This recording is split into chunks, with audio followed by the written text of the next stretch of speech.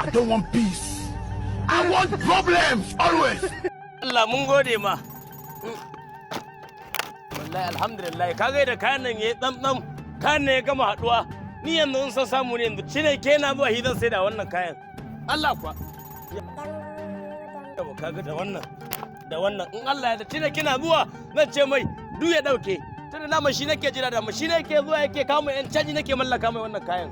Kaga da nan mallan an ka samu mota ana daurawa. Hai Allah ubangiji ya kawo dai cine ke in samu in sai da mai da kayan nan ya kawo motar sadi ya samu ya kwashe su. Dan ni wallahi yanzu halin da ake ciki yanzu a wannan kasar a ce ga kaya ba kuɗi hankali ba zai kwanta ba. Wallahi hankali ba zai kwanta ba.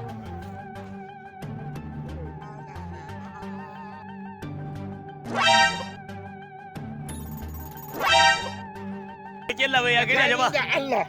A rayuwa idan na ce ba na son ka, Allah ne ƙarya. Allah. Ai a duniya ina son mutum mai jajircewa ya nemi na kanshi. Gaskiya ne wannan maganar haka take. Kuma sai Allah ya sa kaga wannan towar? A towa ce mai kyau. Alhamdulillah.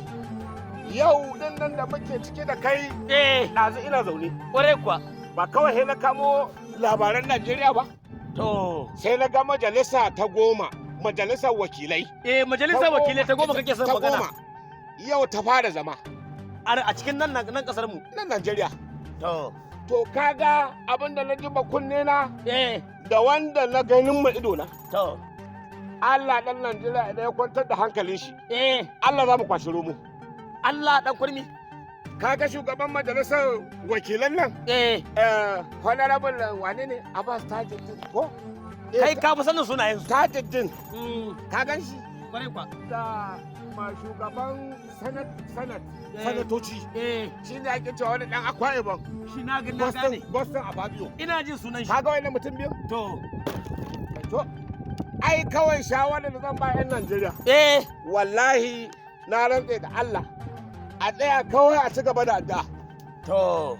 Babu abin da 'yan Najeriya za su yi musu illa su raka su da addu'a. Gaskiya ne wannan magana. Allah idan muka tsaya akan layin addu'a. Gaskiya ne. Allah za mu samu abin da muke so. Wato akwai abin da su 'yan Najeriya ba su gane ba. Duk wani abu naka wani bukatar ka in ka tashi sai ka ce Allah kuma in Allah ya kama wannan mutumin kuma ka manta da Allah kuma ka rajaba akan wani abu. To wannan karan a tsaya ma Allah.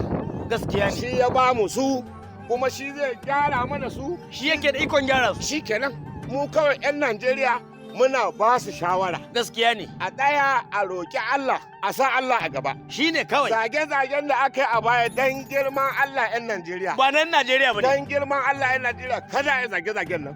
Kaga dai yau majalisar wakilai ta 10 ta fara zama. Kuma wallahi ta zo da abin arziki. Kwarai kuwa. Dan Allah 'yan Najeriya banda zagi. Wannan sako ne daga ni dan Arewa Kurmi. Godiya muke. Allah ya sa a kiyaye. Allah ya sa an ji abin da wato dan kurmi dan Arewa Kurmi wato ya faɗa daga ni naku fatan alkhairi. Ayo.